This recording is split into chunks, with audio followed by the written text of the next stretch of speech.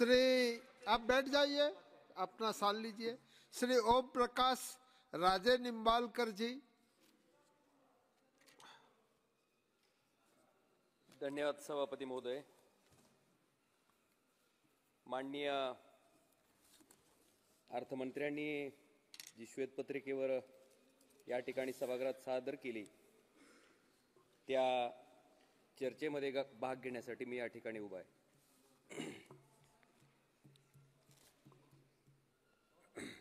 अध्यक्ष महोदय, सभापती महोदय,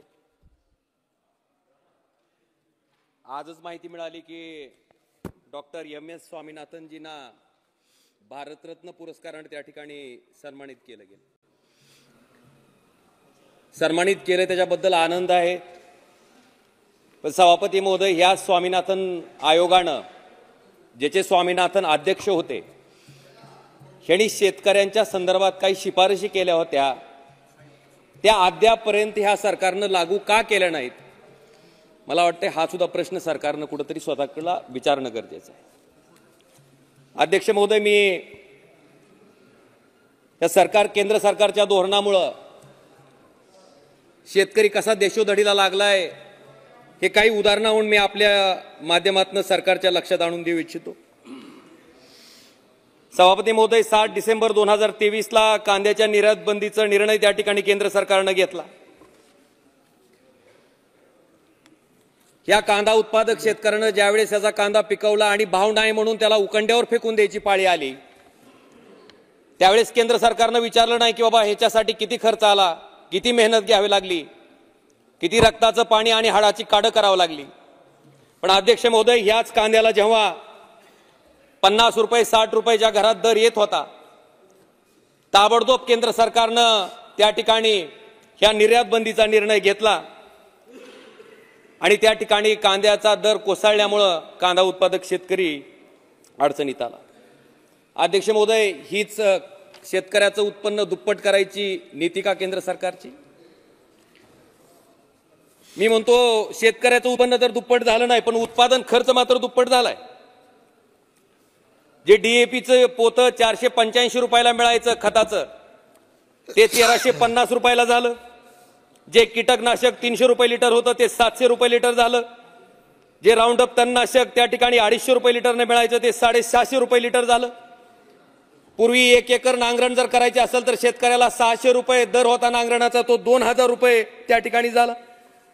म्हणजे महोदय, शेतकऱ्याचं पीक किंवा शेती करण्यासाठी लागणारा खर्च दुप्पट झाला, पण शेतकऱ्याचं उत्पन्न काय त्या ठिकाणी दुप्पट झालं नाही।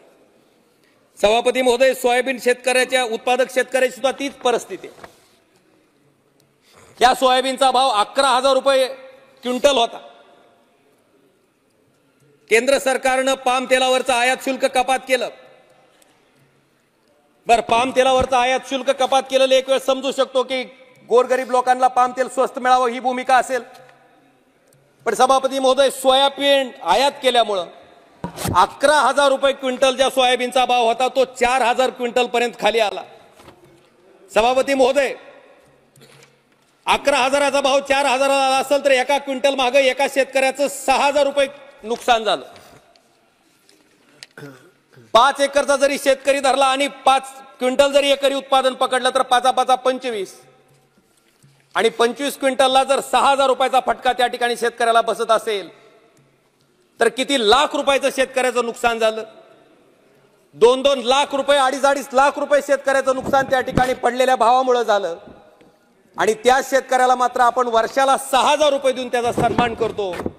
हाच प्रधानमंत्री किसान सन्मान का साहेब शेतकऱ्यांना? अध्यक्ष महोदय, आज दुधाच्या भावाच्या परिस्थिती सुद्धा तेच आहे। ज्या दुधाचे भाव गाईच्या 38 रुपये लिटर होते, आज तो भाव जवळपास 22च्या घरात आलाय। सभापती महोदय, ऊस उत्पादक शेतकऱ्याला सुद्धा आता कुठेतरी पैसे मिळायला चालू होते, चांगला भाव मिळाला असता आपण इथेनॉल निर्मितीवर त्या ठिकाणी बंदी आणली। माझी ह्या चर्चेच्या माध्यमातून केंद्र सरकारला विनंती आहे की नेमकी उत्पादित केलेल्या साखरेपैकी सामान्य माणसं साखर खातात किती? 15% साखर फक्त सामान्य माणसाला खाण्यासाठी लागते, बाकीची 85% साखर ही कॅडबरी असेल, कोका कोला असेल, ज्या मोठ्या मल्टीनॅशनल कंपनीज आहेत त्यांच्यासाठी वापरली जाते. मला वाटते फक्त 15% साखर सामान्य माणसाला लागते. तुम्ही हवं तर 15% साखर कारखानदारांना सांगून तेवढी रेशन कार्डवर द्या फ्री. पण अध्यक्ष महोदय 85% व्यवसाय करणाऱ्या कॅडबरी, कोका कोला अशा कंपन्याला सवलतीच्या दरातली साखर का त्याचा दर कंट्रोल करताय? मला वाटतं ह्याच्या बाबतीत सुद्धा केंद्र सरकारनं कुठेतरी विचार करणं गरजेचं आहे. अध्यक्ष महोदय, शेतकऱ्याचं जगणं कुठेतरी केंद्र सरकारनं त्या ठिकाणी मान्य केलं पाहिजे. शेतकऱ्याने पिकवलेल्या वस्तूचा भाव वाढला की आपलं लक्ष त्या वस्तूवर जातं, त्याच्यावर नियंत्रण केलं जातंय. कांद्याचा त्या ठिकाणी निर्यात बंदीचा निर्णय घेतल्यामुळे द्राक्ष उत्पादक शेतकऱ्यांना त्या ठिकाणी बांगलादेशनं आपण जर बघितलं असेल तर आयात शुल्क त्या ठिकाणी लावलं. त्या द्राक्ष उत्पादक शेतकरी सुद्धा आज त्या ठिकाणी कमालीचा भाव पडल्यामुळे अडचणीत आलाय. जो शेतकरी शेती परवडत नाही म्हणून शेती मधनं आपला प्रपंच भागवायचा प्रयत्न करतो, आपला संसार चालवायचा प्रयत्न करतो, त्या शेतकऱ्यांना उत्पादित केलेल्या मालाला जर अशा पद्धतीनं सरकारी धोरणं कंट्रोल करत असतील तर अध्यक्ष महोदय, त्याच पद्धतीनं अदानीच्या सिमेंटच्या एका पोत्याचा भाव 200 रुपये होता, तो 450 रुपयाला गेला. तिथं का केंद्र सरकार कंट्रोल करत नाही? डिझेलचा भाव किती होता, किती झाला, तिथं का केंद्र सरकार कंट्रोल करत नाही? मला वाटतंय स्टीलचा भाव काय होता, कुठे गेला, तिथं का केंद्र सरकार कंट्रोल करत नाही? म्हणजे इतर व्यावसायिकांना तयार केलेल्या मालाला मात्र केंद्र सरकार त्या ठिकाणी कंट्रोल करत नाही, पण शेतकऱ्यांना उत्पादित केलेला मात्र त्या ठिकाणी विविध प्रकारची शेतकरी मारक धोरणं आणून त्या ठिकाणी कंट्रोल करायचं काम आणि शेतकऱ्याला आत्महत्या करायला प्रवृत्त करायचं काम केंद्र सरकारच्या माध्यमातून होत आहे. सभापती महोदय, मी भाषण ऐकत असताना बऱ्याच गोष्टी ऐकल्या. मोठे मोठे हायवे झाले, आता आपण 5 ट्रिलियन इकॉनॉमीकडे वाटचाल करतोय. हे ऐकून इन्फ्रास्ट्रक्चरल डेव्हलपमेंट होती, आनंद आहे. पण माझ्या माहितीप्रमाणे आपल्या देशातील 70% लोक शेती ह्या व्यवसायावर अवलंबून आहेत. ही शेती मी थोडक्यात संपवणार आहे, बोलू द्या. शेतकऱ्याच्या व्यथा कधी या सभागृहापर्यंत पासून केंद्र सरकारपर्यंत पोहोचू द्या. सभापती महोदय, ज्या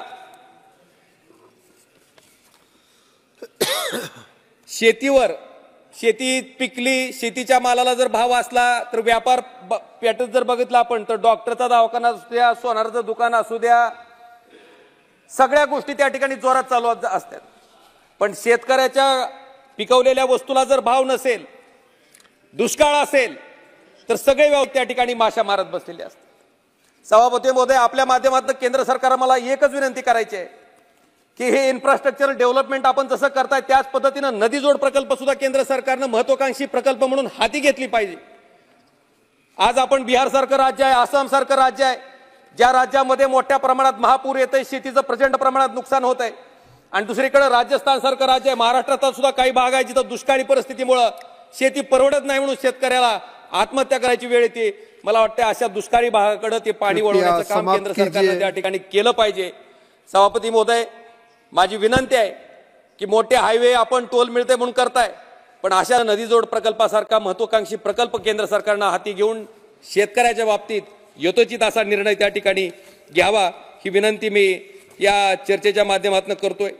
सभापती महोदय, मला एवढंच सांगायचंय की आज आता आपण श्वेतपत्रिका आणली, पण थोडी ईडीवर जर श्वेतपत्रिका आणली असती तर लक्षात आलं असतं.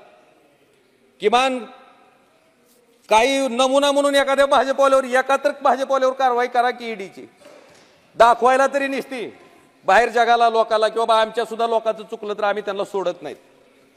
दुर्दैवानं आपण जर बघितलं असेल ईडीची कारवाई होती, हे माझा 2 मिनिटात संपवतो साहेब. ईडीची कारवाई होते, तो ग्रहस्थ तसं त्या चौकशीचं पुढं काय होतं, किती लोकांना ईडीच्या नोटिसा गेल्या आणि जसे ती लोक तुमच्या बरोबर राजकीय ह्याच्यात सहभागी झाली त्याच्यानंतर त्या ईडीच्या कारवाईचं काय झालं, मला वाटतं ह्याच्या बाबतीतली सुद्धा एक श्वेतपत्रिका या ठिकाणी सभागृहात ह्या गोष्टीवर सुद्धा चर्चा त्या ठिकाणी करणं गरजेचं आहे. सभापती महोदय, आज या ठिकाणी संपवतो सभापती महोदय. मला